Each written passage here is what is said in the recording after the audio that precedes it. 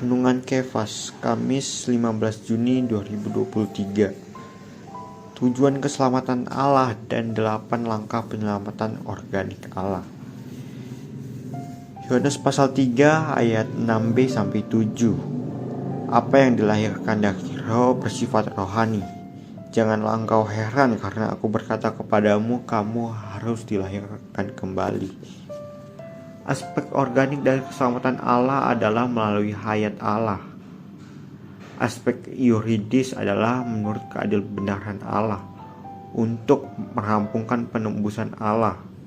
Sedang aspek organik adalah melalui hayat Allah untuk melaksanakan keselamatan Allah, termasuk kelahiran kembali, penggembalaan, pengudusan watak, pembaharuan, pengubahan atau transformasi, pembangunan, penyerupaan, dan pemuliaan.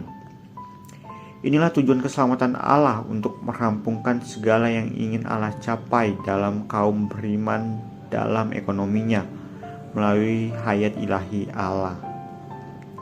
Setelah kita bertobat dan percaya kepada Tuhan, dosa-dosa kita diampuni dan kita diperdamaikan dengan Allah. Kemudian Allah yang mengasihi kita ini dan yang adalah roh pemberi hayat masuk ke dalam kita untuk melahirkan kembali roh kita. Yohanes pasal 3 menceritakan mengenai Nikodemus, seorang pemimpin Yahudi. Ia dengan penuh hormat menyapa Tuhan Yesus sebagai seorang yang telah datang dari Allah sebagai pengajar Israel. Karena itu dia datang untuk meminta nasihat dari dia. Tetapi Tuhan Yesus berkata kepadanya, jika seseorang tidak dilahirkan kembali, ia tidak dapat melihat kerajaan Allah. Nikodemus tidak memahami makna kelahiran kembali. Ia mengira bahwa kelahiran kembali itu adalah masuk lagi ke dalam rahim ibunya dan dilahirkan kembali. Karena itu dia berkata kepada Tuhan